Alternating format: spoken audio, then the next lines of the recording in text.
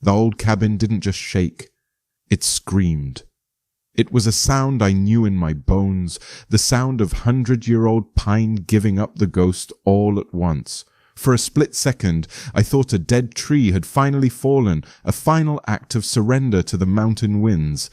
But the smell that followed wasn't of rot and damp earth. It was the acrid bite of cordite, sharp and angry, mixed with the dust of generations. It filled my lungs, gritty and wrong. Before the ringing in my ears even started to fade, shadows boiled through the brand new hole where my front door used to be. They weren't just men. They were shapes, cut from the darkness, clad in tactical gear so black it seemed to swallow the light from my reading lamp. 3 of them. They moved with a fluid, predatory grace that you don't see in small-town deputies. It was the kind of practiced, silent efficiency that cost a lot of money to learn. A flashlight beam, bright as a new star, hit my face and pinned me in my armchair. "Police!" a voice barked, the word cracking like a whip. "Hands where I can see them! Now!" My hands went up slow, deliberate. My glass of iced tea sat on the small table beside me, the ice cubes still clinking softly, a tiny normal sound in a world that had just gone completely insane. My heart, that old reliable muscle, hammered a frantic rhythm against my ribs, but my breathing stayed even. Panic is a luxury you can't afford when you're looking down the barrel of a situation you don't understand. My name is Jack Riley. I'm 62 years old, and for 40 of those years, I was an investigative journalist. I've had guns pointed at me by drug runners in Miami and corrupt senators in D.C. I retired to this cabin, the one my grandfather built after the war, with nothing but his bare hands and a promise to my grandmother, to finally get away from all that, to find some quiet. It seemed the quiet was over. "What is this about?" I asked. My voice came out steady, a small victory in the chaos. The lead figure stepped forward over the shattered remains of my door. He was tall, lean, with cold, flat eyes that seemed to take in everything and feel nothing. He held up a laminated sheet of paper, a gesture of mock bureaucracy in the middle of a home invasion. "You're in violation, sir," he said, his tone devoid of any emotion. "Property is non-compliant with aesthetic modifications outlined in the covenant. Failure to adhere to the visual harmony statutes of the Lakeview Estates Homeowners Association." The words hung in the air, so utterly absurd I almost laughed. It would have been a raw, broken sound. "The Homeowners Association," I repeated, letting the words roll around in my mouth to taste their ridiculousness. "Son, the nearest edge of Lakeview Estates is 5 miles down the mountain.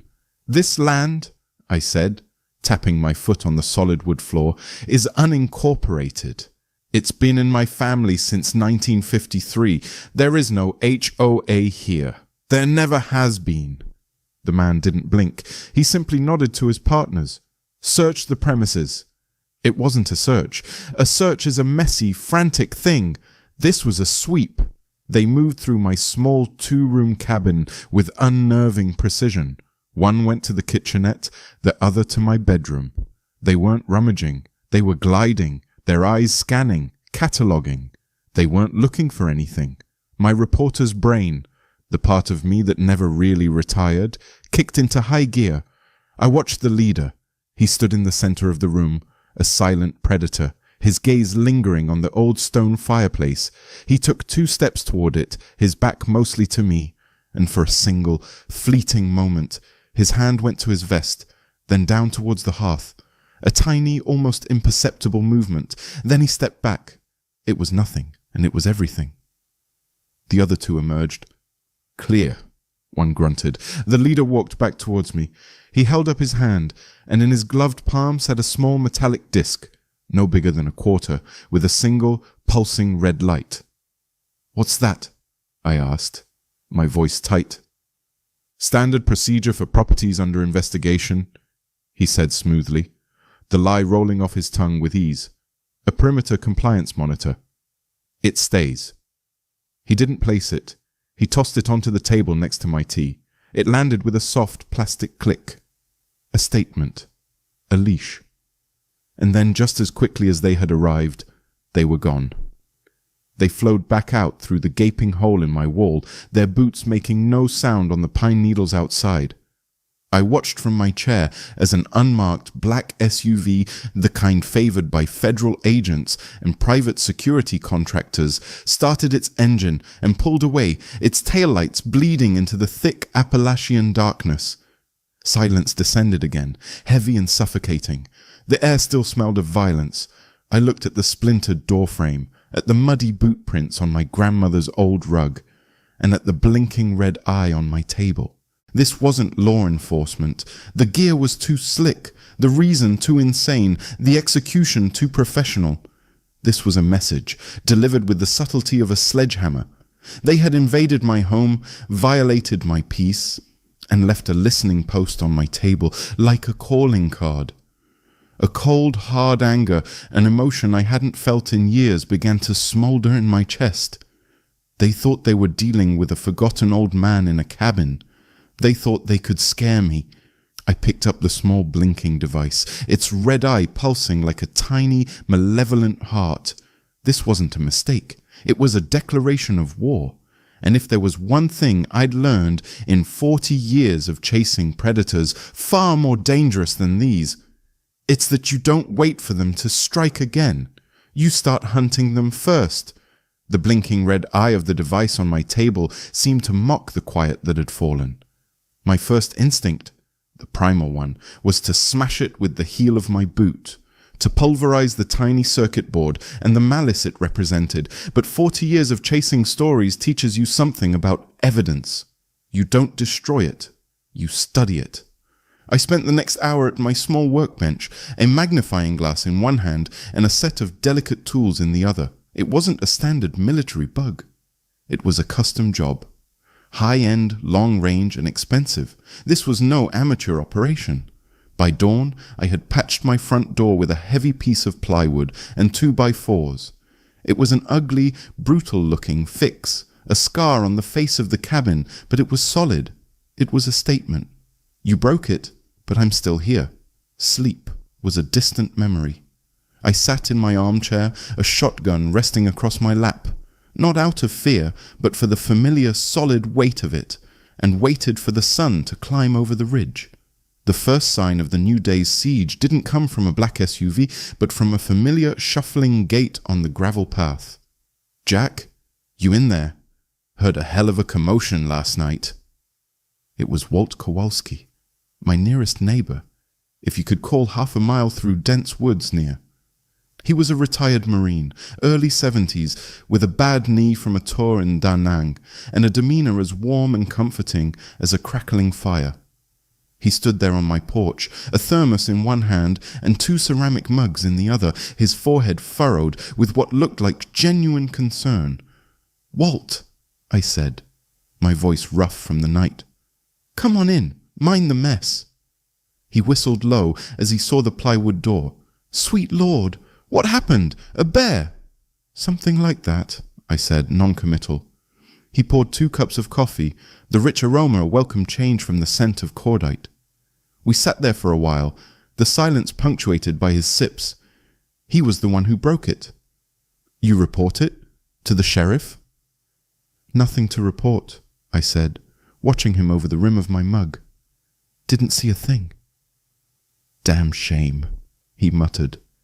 "Things are changing around here, Jack. Not for the better. This new HOA, this Lakeview Estates bunch, they're aggressive. Run by this woman, Evelyn Reed. Think she's a queen. You want my advice? Put up a few trail cams. Can't be too careful. A man living out here alone." His advice was sound. Too sound. His questions were casual. Too casual. Every instinct I had, honed by decades of sniffing out lies, was sending up a faint but persistent warning flare, but I pushed it down. This was Walt. He'd helped me fix my generator last winter. We'd shared beers and stories. It had to be paranoia. "I'll think about it, Walt," I said. "Thanks for the coffee." He gave me a fatherly pat on the shoulder as he left. "You need anything, you holler. We old dogs gotta stick together." I watched him walk away, his limp more pronounced on the uneven ground. I felt a pang of guilt for my suspicion. Then I erased it. In my line of work, guilt gets you killed. Suspicion keeps you alive. The days that followed were a masterclass in psychological warfare. The pressure wasn't a sledgehammer anymore. It was water, seeping into every crack of my solitude. 2 days after the raid, I found a doe, her neck broken, lying a few feet from my well. It was a clean kill, not from a predator. It was placed, a warning. The nights became a tapestry of unsettling sounds, twigs snapping just beyond the light of my porch, the soft crunch of a footstep where there should only be silence. They were playing with me, stretching my nerves thin, trying to make me a prisoner in my own home. Then came the letter. It appeared one afternoon in my mailbox at the end of the dirt road, tucked inside a crisp, official-looking envelope. The letterhead read, Appalachian Environmental Quality Board, an agency I knew for a fact did not exist. It was a formal notice, full of bureaucratic jargon, accusing me of potential groundwater contamination from improperly disposed biological waste. A clear reference to the dead deer. It warned of heavy fines and property seizure if I failed to comply with an immediate inspection. They were building a case against me, a phantom case built on a foundation of lies. They were creating a paper trail to justify whatever they planned to do next. 5 miles away, in a glass-walled office with a panoramic view of Lake Hartley, Evelyn Reed ended a call on her speakerphone. Her office was immaculate, sterile, a world away from the rustic grit of Jack Riley's cabin. Her white pantsuit was flawless, her blonde hair coiled in a tight, perfect chignon. She exuded an aura of untouchable control. "The deadline is the end of the quarter, Mark," she said, her voice a calm, dangerous whisper. "Our investors are not patient men. We need that parcel." The voice on the other end was tinny, nervous. "He's not budging, Evelyn. The psychological approach isn't working. He's ex-press. He's used to pressure." Evelyn stared out at the lake, her eyes tracing the distant shoreline where Jack's property was a tiny, stubborn speck. A flicker of irritation crossed her perfect features. She had promised a clean, seamless acquisition. This old man was making a mockery of her authority. "Then we stop asking," she said, her voice dropping to ice. "The old ways aren't working because they were too gentle. It's time for the final incentive. Authorize it." She disconnected the call before he could reply. The silence in the room absolute. She smoothed a non-existent wrinkle from her sleeve, her composure restored. It was a simple business transaction after all. Some assets just required a more aggressive form of liquidation. By Friday, I was running low on supplies and my nerves were frayed raw. The constant vigilance was exhausting. I needed to get into town, to feel the solid pavement under my tires and see other human faces. I locked up the cabin, my eyes scanning the tree line, a habit that was now second nature. The drive down the mountain was on a winding 2-lane road I knew better than the lines on my own hand. My old Ford truck, a relic from the 90s, grumbled along faithfully. I rounded the sharp bend at Miller's Creek, my foot moving to tap the brake as I'd done 1,000 times before, and the pedal went to the floor. There was no resistance, no grab, nothing, just dead, empty space. The truck, suddenly free of restraint, lunged forward, accelerating into the tight curve. The world dissolved into a green-brown blur of trees and a terrifying expanse of blue sky over the guardrail. Adrenaline, cold and sharp, flooded my system. My hands gripped the wheel. "Don't panic. Think." I yanked the emergency brake. It screeched, a desperate metallic scream, but it wasn't enough. I slammed the gear shift down into second, then first. The engine roared in protest, the transmission groaning, the truck fishtailed, its back end swinging out over the precipice. I wrenched the wheel to the right, away from the drop, and deliberately scraped the passenger side of the truck along the sheer rock face of the mountain.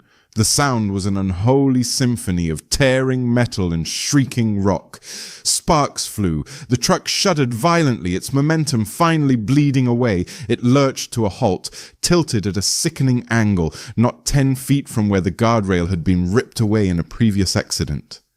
I sat there for a long minute, my knuckles white on the steering wheel, my breath coming in ragged gasps. I could smell hot metal and burnt oil. I got out on shaky legs and walked to the front of the truck. I knelt down, my eyes scanning the undercarriage. There it was, the brake line. It wasn't rusted through. It hadn't frayed or cracked. It had been cut. A single, clean, precise cut.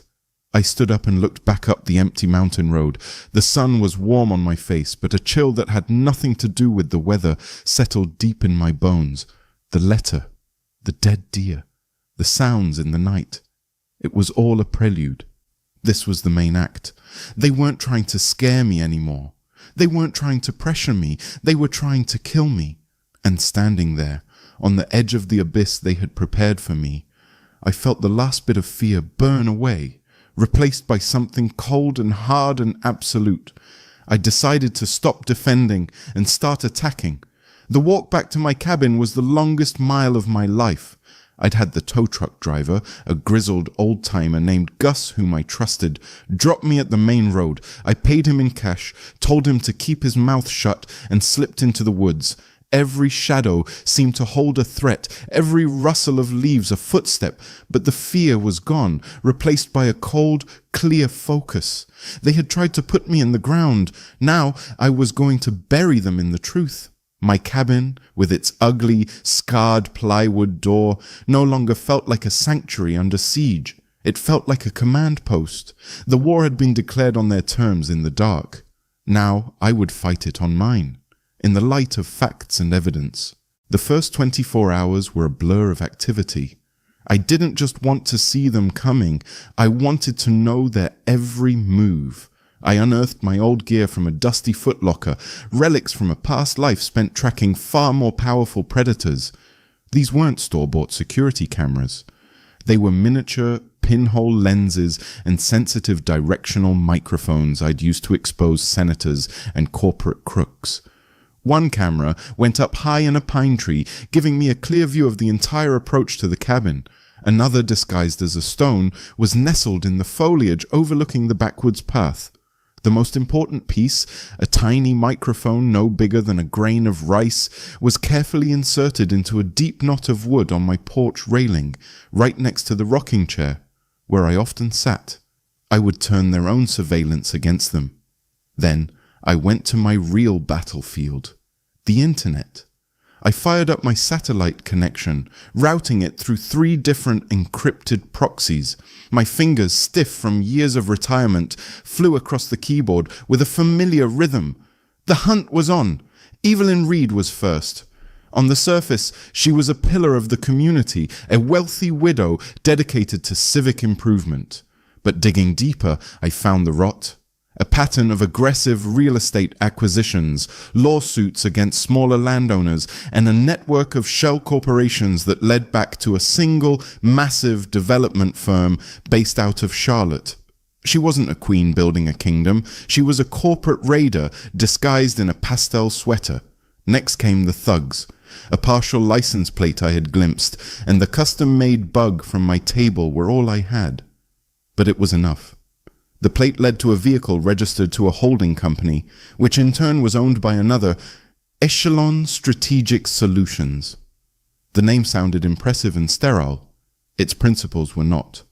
3 former military contractors, all dishonorably discharged for running a shakedown operation in Afghanistan. They weren't security. They were hired muscle with a history of violence. The pieces were slotting into place. Evelyn wasn't just pressuring me. She had hired a private army to wage a small, undeclared war. But an army of facts is useless without legal artillery to back it up. I knew I was out of my depth. I could find the story, but I couldn't fight the court battle. There was only one person to call. I picked up the phone and dialed a number I hadn't used in almost a decade. He answered on the second ring. David Chen. His voice was as sharp and precise as I remembered. David, I said, it's Jack Riley. There was a pause on the line, a silence freighted with history. 10 years ago, I'd written a series of articles that exonerated David's father, a good man framed by his business partners. It had been the most important story of my career. Jack, he said, his voice warmer now. It's good to hear your voice. Everything okay? Not exactly, I said. I spent the next 5 minutes laying it out, my tone as clipped and factual as if I were delivering a report to my old editor. The raid, the fake cops, the campaign of harassment, the cut break line, Evelyn Reed, echelon strategic solutions. I left out the emotion, the fear, the anger. I just gave him the bones of it. David, I finished. I'm calling in that marker. Another pause, this one shorter, decisive. Where are you? My family's cabin, the one I told you about. Don't talk to anyone else. Don't leave the property. I'm on the next flight out of Ralla. And Jack, try not to do anything else stupid until I get there. Too late for that, David, I said, and hung up. David arrived the next day under the cover of darkness, a rental car packed with more tech than my entire cabin. He was older, his hair flecked with grey at the temples, but his eyes had the same restless, intelligent fire. In hours, my rustic living room was transformed. Laptops hummed, a portable printer spit out documents, and maps of the county were spread across my dining table. It felt good not to be alone anymore. Your instincts were right, Jack, David said, pointing to a screen. Echelon is dirty. They have a history of making problems disappear. But it's all circumstantial. We need a direct link. We need to catch them in the act. That's when my own trap, the one I'd set days ago, finally snapped shut. I was reviewing the footage from the camera aimed at the woods, fast-forwarding through hours of swaying trees and the occasional squirrel. I was about to give up for the night when I saw it. A flicker of movement. I rewound, then played it at normal speed. The timestamp read 4:30 p.m. the previous day. A figure emerged from the dense woods at the edge of my property line. It was Walt Kowalski. He looked nervous, his eyes darting back toward my cabin. Then, another man stepped out of the shadows to meet him. It was one of the thugs from the raid, the leader's second in command. I felt my blood run cold.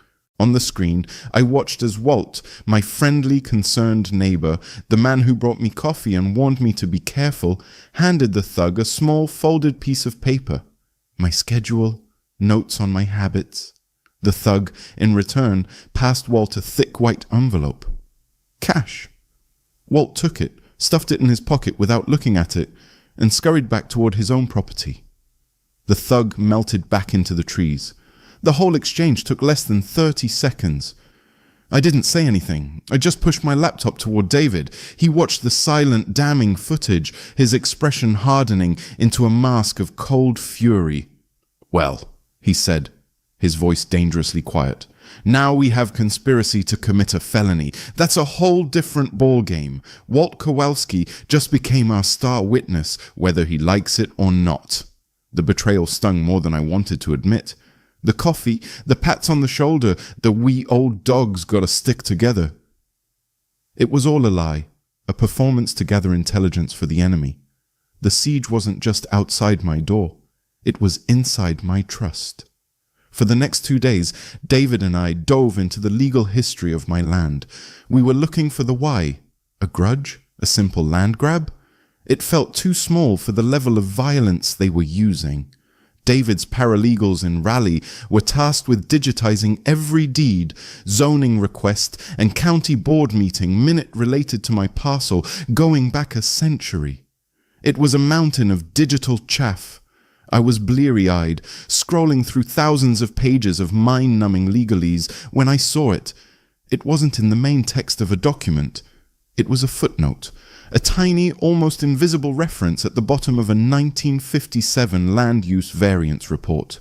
It read, Geological Survey G7, Parcel 4B, results sealed by Judicial Order 28-57. Parcel 4B was my land. David, I said, my voice low, come look at this. He leaned over my shoulder. A sealed survey? That's unusual. He typed furiously on his own laptop. A few clicks later, a new document appeared on his screen. The judicial order. It was brief, and it was signed by the presiding judge, Judge Horatio P. Reed. Reed, David breathed. Any relation? Evelyn's grandfather, I said, the pieces clicking into place with an almost audible snap. We looked at each other, the same question hanging in the air of the small cluttered cabin. The raid, the threats, the lies, the attempted murder. It wasn't about a view. It wasn't about a grudge. It was about something on this land. Something that Horatio Reed had discovered more than 60 years ago and had gone to great lengths to hide. Why would a judge seal a simple geological survey? David mused, already thinking like a lawyer. What could you possibly find in these hills that you wouldn't want anyone else to know about? I didn't have the answer yet, but I knew, with the certainty of a reporter who has just found the thread that will unravel the entire conspiracy, that we were about to find out. The real story wasn't about the HOA. It never was. The real story was buried right under my feet. The question hung in the air of the cabin, thick as the mountain fog outside. What could you possibly find in these hills that you wouldn't want anyone else to know about? For 60 years, that secret had been locked away by a judge's decree, a silent, powerful guardian of the Reed family's ambitions. Now we were coming for it. David Chen was a force of nature. He transformed from a cautious advisor into a legal predator.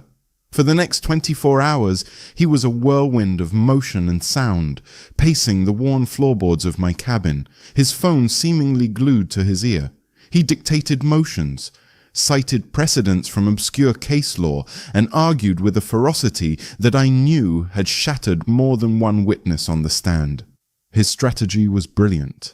He filed an emergency petition directly with the state superior court, bypassing the local judiciary, which he rightly suspected was in Evelyn Reed's pocket.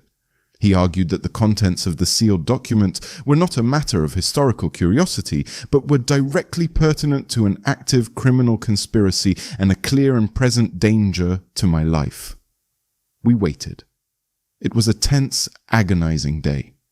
I spent the time fortifying the cabin in small ways, reviewing the footage of Walt's betrayal over and over, hardening my heart against any lingering sympathy. He had made his choice. Soon, he would have to live with it. Late the following afternoon, an email pinged on David's laptop. He read it, and a slow, triumphant smile spread across his face. "We got it, Jack," he said. "A judge in Raleigh bought the argument. He's ordered the county clerk to unseal the records and transmit them to us immediately. The clerk is not happy about it." 10 minutes later, another email arrived. It had a single attachment, a scanned PDF, 57 pages long, G7 survey 4B1957.pdf, the lost chapter of my family's history. We opened the file. The first few pages were dry, filled with technical jargon and topographical maps. Then came the core sample analyses, long columns of numbers and chemical symbols that meant little to me. I was scanning the text, but David was looking at the data. "Oh my God," he breathed, leaning closer to the screen, his finger tracing a column of figures. "Jack, look at these concentrations. Do you know what this is?" I followed his finger. "Lithium," David said, his voice filled with a kind of awe. "And not just any lithium. High purity, near-surface deposits. It's incredibly rare to find it like this, so easy to access. Back in the 50s, it was mostly used for nuclear applications and grease. It was valuable, but not a world changer. That's why old Judge Reed could seal the report without raising too many eyebrows." He stood up and began to pace again, the pieces clicking together at high speed. "But now, today, Jack, lithium is the new gold. It's in every cell phone, every laptop, every electric car on the planet. This isn't just a plot of land for a new house. This cabin is sitting on top of a multi-million-dollar battery, maybe more. The developer Evelyn's working with. I'll bet my license they don't build condos. They build mines. And there it was. The why. The whole elaborate violent scheme. The fake HOA, the hired thugs, the attempted murder. It was all a brutal criminal land grab, a conspiracy 60 years in the making. Evelyn wasn't just trying to carry on her grandfather's legacy, she was trying to cash it in. The motive was clear, but we still needed the final, irrefutable proof to spring a trap. We needed to know their next move. That proof came, as it so often does, not with a bang, but with a whisper. I had left the tiny microphone on my porch railing active, recording to a small, hidden hard drive. That night, I sat with headphones on, sifting through hours of the peaceful sounds of the forest, the chirp of crickets, the sigh of the wind through the pines. It was monotonous work. Then I heard it. A faint crackle, and a voice. Walt's voice. He must have been on his cell phone, pacing on the dirt path just at the edge of my property, trying to get a better signal. He sounded terrified. "He survived, Evelyn! I'm telling you, he survived!" Walt's voice was a strained, panicked whisper. "The truck is totaled, but I saw him walking away from it. He knows, he has to know it wasn't an accident. What do we do now?" A moment of static. Then Evelyn's voice, tinny and cold as a tombstone, crackled back through the phone. Even with the poor quality, her venom was unmistakable. "Calm down, Walter. You're being weak. It doesn't matter what he knows. It matters what we do. The investors are done waiting. The plan is still in motion, just accelerated. Saturday night. The extraction team will handle it permanently. Your job is simple. Just make sure his lights are on after 10 p.m. Give them a clear target. No more mistakes." My blood froze. I yanked the headphones off, my heart pounding. An extraction team. A clear target. It wasn't a metaphor. It was a kill order. I played the recording for David. He listened intently, his face grim. When it was over, he simply nodded. "That's it," he said, his voice flat. "That's the ball game. Falsifying public documents, conspiracy, attempted murder, and now solicitation to commit murder. We take this to the state police right now. We can have them all in custody by morning." "No," I said, the word coming out before I'd even thought it through. David stared at me. "No, Jack, what are you talking about? This is a slam dunk. If we go to them now, Evelyn's lawyers will have her out on bail in an hour," I argued, the plan already forming in my mind. "The developer she's working for will deny everything. The echelon thugs will scatter to the four winds. We'll spend years in court, and the people at the top might walk away clean. They'll be tied up in legal knots, but they'll be free." I leaned forward, my eyes locking with his. "They're coming for me on Saturday night. They are planning to commit a capital crime on this property. They don't get to be arrested in their pajamas in the morning. They get to be caught in the act.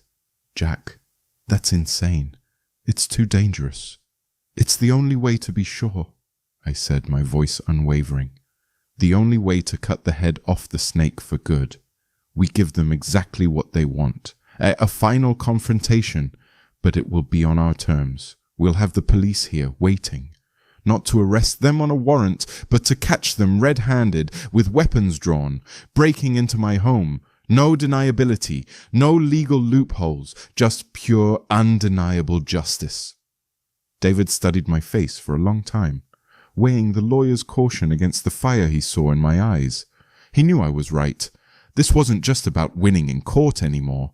This was about winning the war. Finally, he gave a slow, reluctant nod. "God help us, Jack. Okay. We do it your way." For the next 48 hours, my cabin was no longer a home or a command post. It became a trap. David worked the phones, making a single encrypted call to a highly trusted contact he had in the state police, laying out the plan. I worked the land, using my grandfather's intimate knowledge of every rock, tree, and shadow. They were coming on Saturday night to erase me, to claim the fortune buried beneath my feet. But what they didn't know was that they were walking into their own funeral. Saturday night descended on the mountain like a shroud. A storm was rolling in from the west, the air thick and heavy with the smell of rain and ozone. The wind whispered through the pines, a low, mournful sound that seemed to be holding its breath. Inside the cabin, it was silent. David and I were 2 floors below ground, in the small stone-walled root cellar my grandfather had built to store potatoes and preserves. Tonight, it was our fortress. The cellar was bathed in the cool electronic glow of 2 laptop screens. One displayed a grid of 12 black and white images, the feeds from my hidden cameras. The other held open a secure, silent chat line to Captain Eva Rostova, David's contact at the state police. Her elite team was already in position, forming a wide, invisible perimeter a quarter-mile out, waiting for our signal. "All assets in place." A message from Rostova blinked on the screen. "We move on your command. Good luck, Jack." I looked at the shotgun leaning against the cellar wall. My grandfather had used it to hunt deer and protect his family. Tonight I was using his home and his knowledge of this land to hunt far more dangerous game. I wasn't afraid. The fear had been burned out of me on that mountain road. What remained was a cold, calm resolve. This was my land. This was my home, and I would not let it fall. At 10:17 p.m. they came. A single dark vehicle, the same black SUV, glided to a stop on the dirt road, its lights off. On my screen I watched as 4 figures disembarked, moving with the practiced silence of ghosts. They were kitted out in full tactical gear, carrying suppressed rifles. They fanned out, taking positions around the cabin, their movements efficient and utterly professional. 4 hostiles, I typed into the chat. Forming a perimeter. "Copy." Rostova's reply was instant. "We see them on thermal." A moment later, a single porch light flickered on at the front of the cabin. It was the signal, Walt's signal. On my monitor, I saw the team leader give a hand gesture and 2 of his men move toward the plywood-patched front door. "They're making entry," I typed. "Execute phase 1. The 2 thugs slammed a battering ram into the plywood. It splintered and broke. They poured into the dark living room, rifles raised, night vision goggles turning the world at a sickly green. And I hit the first switch. The entire cabin was instantly flooded with a blinding, pulsating strobe light, firing at a frequency specifically designed to disorient and induce nausea. Simultaneously, a high-frequency sonic emitter I'd hidden in the chimney blasted the room with a wave of sound, just on the edge of human hearing, inaudible but physically agonizing. It was chaos.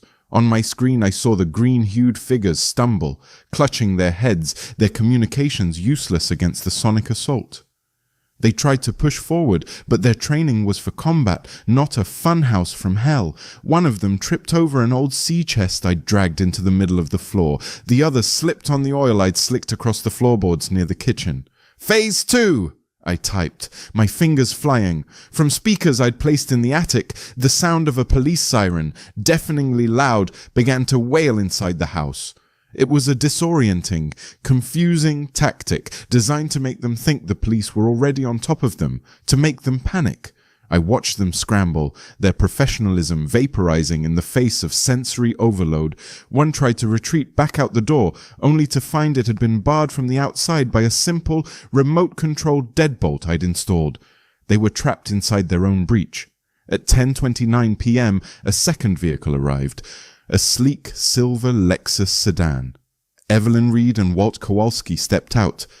Evelyn looked radiant, a conqueror arriving to survey her new territory. Walt just looked sick, his face pale in the faint moonlight. "What is going on?"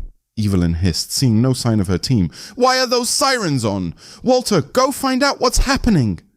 Walt took a tentative step toward the house, his body trembling, but he never made it, because that's when I made my move. I emerged not from the cabin, but from the old camouflaged cellar door, hidden 20 yards away under a cluster of rhododendron bushes. I didn't hold a weapon. All I held was a small digital audio recorder. I stood there, in the quiet of the clearing, and pressed play. My voice, amplified by a small Bluetooth speaker, cut through the night. "This is my land. This has been in my family since 1953. There is no HOA here." Evelyn and Walt spun around, their faces masks of shock. They saw me standing there, a ghost they thought they had already exorcised. "You," Evelyn breathed, her composure cracking for the first time. I pressed another button. This time it was her own voice that echoed through the trees, taken from the phone call my porch mic had recorded. "The extraction team will handle it permanently. No more mistakes." That's when she broke. All the layers of polished civility, of corporate grace burned away, revealing the raw, ugly creature beneath. "You stubborn old fool!" she shrieked, her voice a venomous torrent of rage. "You think you can stop me? My grandfather found what's under this worthless dirt. It belongs to my family. It's my birthright. I've spent years setting this up, buying off judges, creating the HOA, all to get what is mine. I will not be stopped by some washed-up reporter living in a shack." She was so consumed by her fury, by the spectacular failure of her perfect plane, that she didn't see the shadows detaching themselves from the surrounding forest. She didn't hear the soft crunch of dozens of boots on pine needles. She only noticed when the world exploded in light. Dozens of powerful searchlights ignited at once, bathing the entire clearing in light as bright as day. A voice, amplified by a bullhorn, boomed through the clearing, sharp and absolute. "This is the state police. You are surrounded. Drop your weapons. You are all under arrest." Evelyn froze, her furious rant cut short, her face a grotesque mask of disbelief. Walt Kowalski let out a choked sob and sank to his knees, his hands clasped over his head.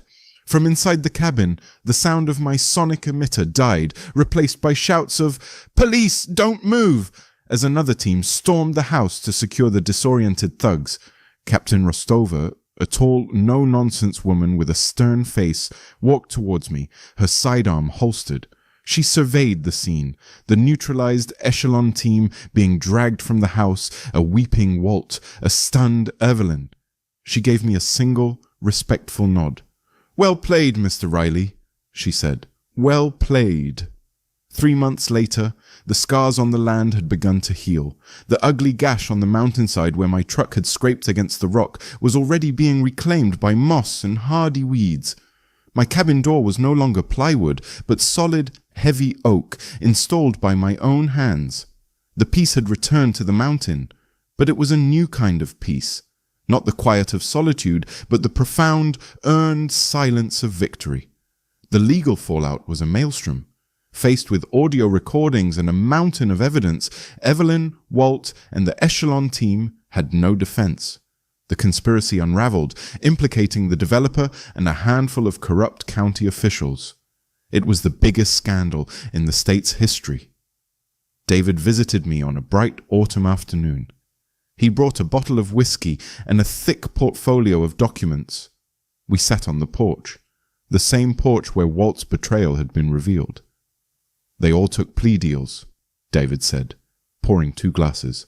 "Evelyn's looking at 25 to life. Walt got 10 for his cooperation. The echelon boys will be put away for a very, very long time. The civil suit against Reed's estate and the development company, well, they settled. They didn't want any more of this in the press." He slid the portfolio across the table. I didn't have to look at the number. I already knew it was life-changing. "So," David said, leaning back in his chair, "what's the plan, Jack? Sell the mining rights for a king's ransom? Buy a private island somewhere?" I looked out at the lake, its surface a perfect sapphire mirror of the sky. I thought about my grandfather, a man who built his life on this land, and about Evelyn, a woman who had tried to destroy lives for what lay beneath it. "No," I said softly. "The lithium stays in the ground. This land isn't for sale. It's for living." "And the money?" David asked. "The money is a weapon," I said, a new sense of purpose settling over me. "A weapon for the good guys." I laid out my plan. I wasn't keeping a dime of the settlement beyond what it cost to repair my home and cover David's fees. The rest of it was seed money. "I'm starting a foundation," I told him. "The Riley Freedom Project. a non-profit pro bono legal fund. It's going to be dedicated to helping ordinary people, people who are being bullied by predatory HOAs, silenced by powerful corporations, or steamrolled by corrupt local governments. We'll give them a voice. We'll give them a fighting chance. David was silent for a long moment, swirling the whiskey in his glass. He looked from my face to the solid oak door, to the quiet, peaceful forest beyond. A slow smile spread across his lips. "You know," he said finally, "I was thinking of retiring soon, but I think I just found a new client." We touched our glasses together. The war was over. My home was safe. But my work, I realized, was just beginning. I hadn't just won back my peace. I had found a new reason to fight, not just for myself, but for all the others out there who were standing on their own small patch of ground, waiting for a war to arrive at their door. And now, when it came, they wouldn't have to face it alone.